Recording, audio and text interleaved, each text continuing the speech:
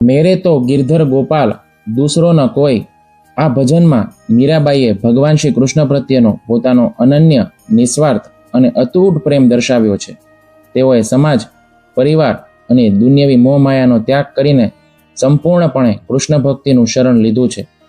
મીરાબાઈ કહે છે, આ આખી દુનિયામાં મારા માટે માત્ર ગિરધર ગોપાલ જ બધું છે. તેમના સિવાય મારું બીજું કોઈ જ નથી.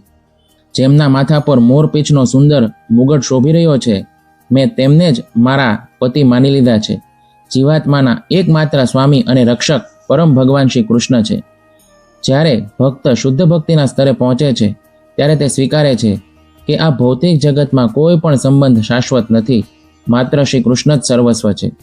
મીરાબાઈ કહે છે, માતા, પિતા, ભાઈ કે અન્ય કોઈ પણ સગા સંબંધીઓ હવે મારા રહ્યા નથી. મેં મારા પરિવાર અને કુળની કહેવાતી મર્યાદાઓ અને ખોટી લાજ છોડી દીધી છે. હવે કોઈ મારું શું બગાડી લેવાનું છે? આ દુનિયાના જેટલા પણ સગપણ છે, મા બાપ, ભાઈ બહેન, ઘરવાળા, આ બધું જ જ્યાં સુધી શરીરમાં શ્વાસ છે ત્યાં સુધી જ છે. સ્મશાન સુધી બધા આવશે, પણ સાથે કોઈ નહીં આવે. આપણા સાચા, કાયમી અને અંતિમ સગા માત્ર ને માત્ર આપણા ઠાકોરજી જ છે. એટલે બધો ભરોસો દુનિયા પરથી ઉઠાવીને માત્ર ભગવાન પર જ રાખવો. હવે પછીની આગળની લાઈનમાં મીરાબાઈ કહે છે, દુનિયાના લોકો શું વિચારશે તેની પરવા કર્યા વિના મેં સંતો અને સાધુઓ સાથે બેસીને સત્સંગ કરવાનું શરૂ કર્યું છે. મેં મારા મોંઘા વસ્ત્રો એટલે કે ચૂંદડી અને કિંમતી આભૂષણો ઉતારી નાખ્યા છે. તેના બદલે મેં સાદી કામળી ઓઢી લીધી છે અને ગળામાં ફૂલોની માળા પહેરી લીધી છે. આ દુનિયાના માન સન્માન, લોકલાજ અને પરંપરાઓ આપણને ઈશ્વરથી દૂર રાખે છે. પણ જ્યારે જીવને એ ભાન થાય છે કે આ સંસાર ક્ષણભંગુર છે, ત્યારે તે સમાજની પરવા કર્યા વિના પ્રભુના રસ્તે નીકળી પડે છે. જ્યારે આપણે શુદ્ધ ભક્તિના માર્ગ ઉપર ચાલીએ છીએ, ત્યારે ભૌતિક પરિવાર અને સામાજિક મર્યાદાઓ ગૌણ બની જાય છે. કૃષ્ણ જ આપણા સાચા પિતા અને રક્ષક છે. એકવાર તમે કૃષ્ણના શરણે જાઓ, પછી કોઈ તમારું કાંઈ જ બગાડી શકતું નથી. સંસારી લોકો સાથે બેસવાથી વિષય વાસનાઓ વધે છે, ત્યારે વિરક્ત સંતો અને ભક્તો સાથે બેસવાથી હૃદયમાં શ્રી કૃષ્ણ પ્રત્યેનો પ્રેમ જાગે છે. મીરાબાઈએ રાજમહેલના સુખો છોડીને સંતોના ચરણોમાં બેસવાનું પસંદ કર્યું, કારણ કે સાચો આનંદ સત્સંગમાં જ છે. જે વ્યક્તિ આ દુનિયા અને સમાજને ખુશ કરવા જશે, તે ક્યારેય હરીને ખુશ કરી શકશે નહીં. ઈશ્વરને પામવા માટે લોકલાજ, પ્રતિષ્ઠા અને ખોટી શરમનો ત્યાગ કરીને શુદ્ધ સંતોના આશ્રયમાં જવું જ પડે છે. ચૂંદડી એ સંસારી મોહમાયા, શારીરિક સુંદરતા, પદ અને સ્ત્રીત્વના અહંકારનું પ્રતીક છે. મીરાબાઈએ રંગીન ચૂંદડીના ટુકડે ટુકડા કરી નાખ્યા, એટલે કે સંસારી આકર્ષણો સાથેનો પોતાનો સંબંધ કાયમ માટે તોડી નાખ્યો. સાદી કામળી ઓઢી લેવી એ બતાવે છે કે આધ્યાત્મિક સાધક માટે બાહ્ય દેખાડો કે કિંમતી કપડાં કોઈ જ મહત્વ રાખતા નથી. સાચો ભક્ત માત્ર કૃષ્ણને ખુશ કરવા માંગે છે, સંસારના લોકોને નહીં. આગળ મીરાબાઈ કહે છે, મેં ભગવાન માટે મારા વિરહના આંસુઓથી સિંચી સિંચીને કૃષ્ણ પ્રેમની એક સુંદર વેલ વાવી છે. હવે આ ભક્તિરૂપી વેલ ખૂબ મોટી થઈને ચારે તરફ ફેલાઈ ગઈ છે. મને તેમાં પરમ આનંદરૂપી ફળ પણ મળવા લાગ્યા છે. જ્યારે છોડને રોજ પાણી મળે, ત્યારે તે વધીને મોટી વેલ બની જાય છે.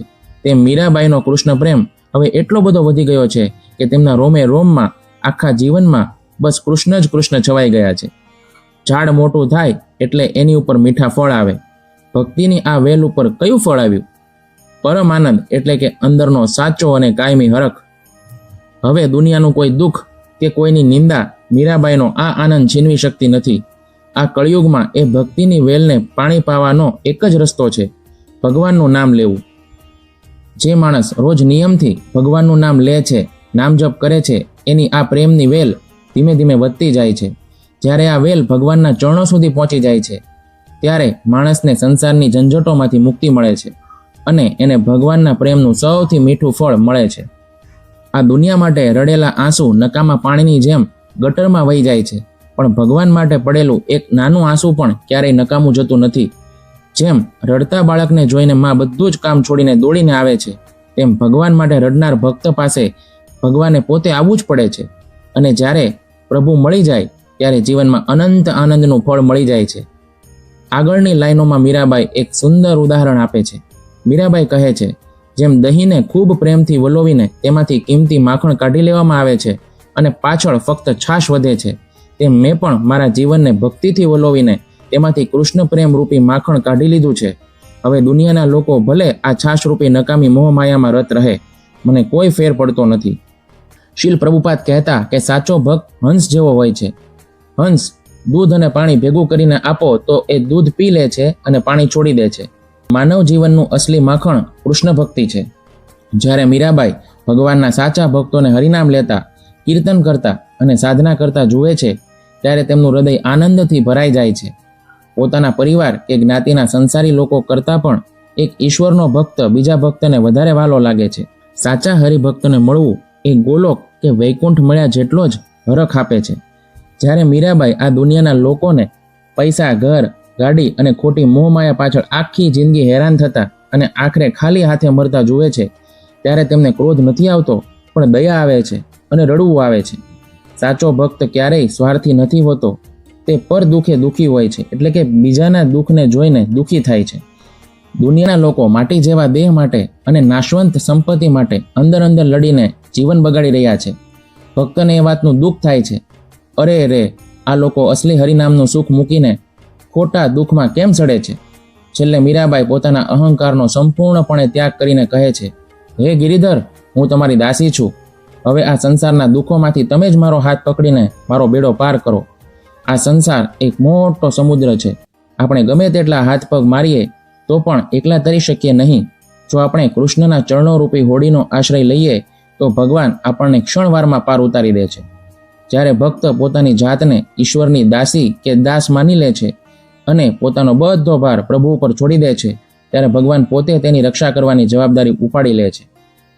આ ભજનનો બોધ એ છે કે આપણે સંસારની ફરજો નિભાવવાની છે, પરંતુ હૃદયથી એ સ્વીકારી લેવાનું છે કે મારું અસલી ઠેકાણું અને મારો સાચો સંબંધ માત્ર ભગવાન સાથે છે.